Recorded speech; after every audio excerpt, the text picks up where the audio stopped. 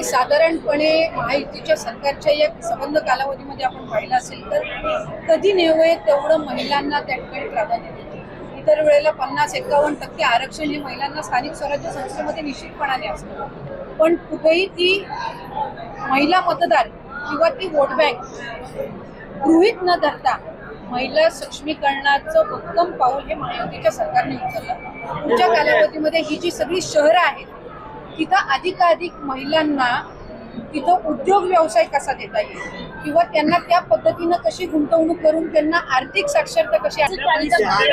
महाराष्ट्रामध्ये तो प्रश्न का अजून अंमलात येतो इतर राज्यांमध्ये आलेल्या महिलांना मानसिक फळीमध्ये मला वाटतंय आत्ताच साधारणपणे एखाद्या कुठल्या राज्याने तो निर्णय घेतलेला आहे. आपण एक गोष्ट समजून घेतली पाहिजे की आपल्या देशामध्ये अनेक राज्य आहेत. प्रत्येक राज्याची भौगोलिक परिस्थिती, तिथली आर्थिक परिस्थितीमध्ये वेगवेगळं समीकरण आहे आणि वेगवेगळी तिथली परिस्थिती असते. आज आपण एका बाजूला म्हणतो की महिला या सक्षम आहेत, महिला या प्रत्येक क्षेत्रामध्ये इक्वल आहे. एका बाजूला आपण ते म्हणत असताना महाराष्ट्र राज्य उद्योग व्यवसायामध्ये इव्हन जीएसटी कॉन्ट्रीब्युशन मध्ये बाकी राज्यांच्या तुलनेमध्ये आज पुढे आहे.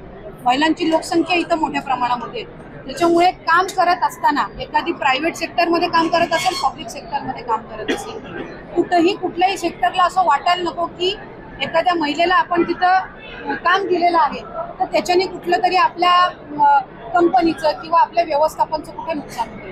ही बाब जरी एका बाजूला असली तरीही महिलांच्या मासिक पाळीच्या दरम्यान होणारा जो त्रास आहे त्या संदर्भामध्ये शासनाकडे जर तशा पद्धतीचं आम्ही त्याचाही एक प्रस्ताव तयार करू आणि त्याच्यामध्ये आपल्या इथल्या महिला कामगार किंवा वर्किंग वुमेन यांचं मूल्यमापन करून त्या संदर्भातला जो निर्णय आहे जर तो संयुक्त विरोधक आहेत आणि त्यांची विरोधी भूमिका आहे म्हणून ते त्या ठिकाणी त्यांची भूमिका तशा पद्धतीनं मांडतात. आम्ही महायुतीचे घटक पक्ष म्हणून काम करत असताना एका बाजूला राष्ट्रवादी काँग्रेस पक्षाचं संघटन मजबूतीकरण करणे, त्याचबरोबर जी काही पक्षाची राष्ट्रवादी काँग्रेस पक्षाची गेल्या अनेक वर्षांपासूनची इथं ताकद असेल, ज्या वॉर्डमध्ये आम्ही गेल्या अनेक वर्षांपासून सक्रिय आहोत किंवा तिथं राष्ट्रवादी काँग्रेस पक्षाच्या चिन्हावरचे नगरसेवक त्या ठिकाणी निवडून घेत आहेत, तिथं आम्ही अधिकाधिक लक्ष केंद्रित करत आहोत.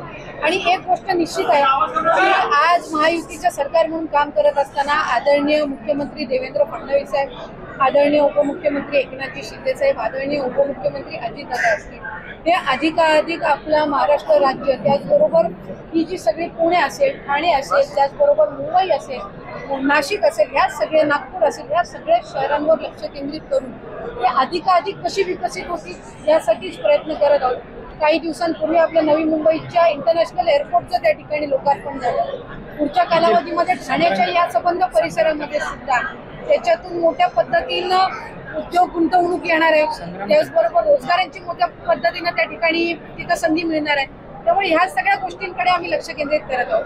आता विरोधक आहेत म्हणल्यावर ते आरोप तर करणारच, पण राष्ट्रवादी काँग्रेस पक्ष म्हणून शहरामधल्या जनतेच्या हिताचं जे असेल ते आदरणीय अजितदादांच्या नेतृत्वाखाली करण्याची ही आमची भूमिका आहे. आम्ही सांगितलेलं आहे की राज्याचे मुख्यमंत्री आणि दोन्ही उपमुख्यमंत्री आमचे महायुतीचे तिन्ही नेते त्यांना ज्या वेळेला योग्य वेळ वाटेल त्यावेळेला ते निर्णय घेतील. माजी आमदार नाड आहेत, त्यांनी आरोप केलेले आहे की आदित्य तटकरे यांच्या दोन्ही आदेशाने शिक्षक बदल्यांचा मला वाटतं त्यांचा मी माझ्या वतीनेही त्यांना समजवण्याचा प्रयत्न केला की त्यांचा काही गैरसमज झालेला आहे. दुर्गम आणि डोंगराळ भागातल्या ज्या शाळा आहेत तिथं 20-25 पेक्षा अधिक मुलं आहेत. तिथल्या शाळांमधल्या शिक्षकांच्या जर बदली झाल्या तर त्या शाळा बंद पडतील.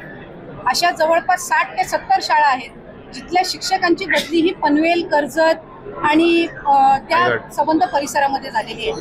दक्षिण रायगडमधल्या या शाळेतले शिक्षक जर तिथं शिक्षकांची रिप्लेसमेंट न येता जर त्यांना कार्यमुक्त केलं आणि त्यांच्या नवीन ठिकाणी सोडलं तर 60 ते 70 शाळा या बंद पडतील आणि ती नामुष्की सरकारवर किंवा शिक्षण विभागावर येऊ नये.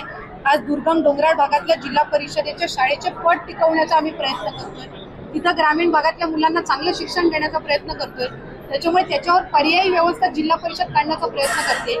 ती 60 किंवा 70 शाळा या विना शिक्षक बंद पडतील आणि म्हणूनच तिथं शिक्षकांची ज्या वेळेला बदली होईल म्हणजे तिथे एखादा शिक्षक येईल त्यावेळेला तिकडनं ज्यांची विनंती बदली झालेली आहे त्यांना कार्यमुक्त करायला आमची काही हरकत नाही. केवायसी मध्ये खूप अडचण येत आहे, लाडक्या बहिणीने केवायसी मध्ये खूप अडचण येत आहेत.